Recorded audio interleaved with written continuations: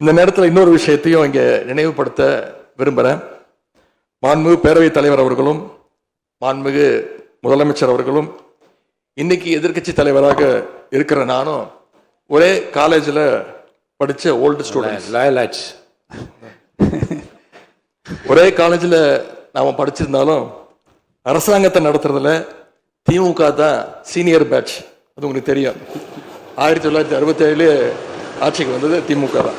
நாங்கள் தான் சீனியர்ஸ்.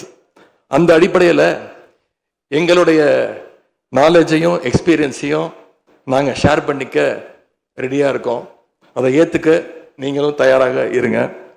ஏன்னா நமக்கு எப்பவுமே தமிழ்நாட்டு மாநிலத்துடைய நலன்தான் மிக மிக முக்கியம். மாண்புமிகு பேரவைத் தலைவர் அவர்களே, நீங்கள் போட்டியின்றி தேர்வாகியிருக்கீங்க.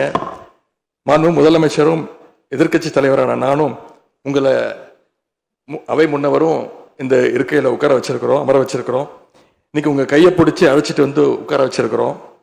இனி எங்கள் ரெண்டு தரப்பையும் நீங்கள் தான் கையை பிடிச்சி அரவணைச்சு கோவம் இல்லாமல் கோவப்படாமல், நீங்கள் கோவப்பட மாட்டீங்கன்னு தெரியும்.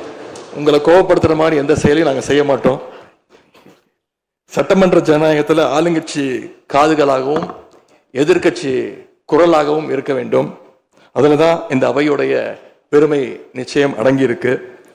பொதுவாக இதுக்கு முந்தைய சட்டமன்ற பேரவை எடுத்துக்கிட்டா ஆளுங்கட்சி வரிசையில் அதிக உறுப்பினர்களும் எதிர்கட்சி வரிசையில் அதை விட குறைவான உறுப்பினர்களும் இருப்பாங்க.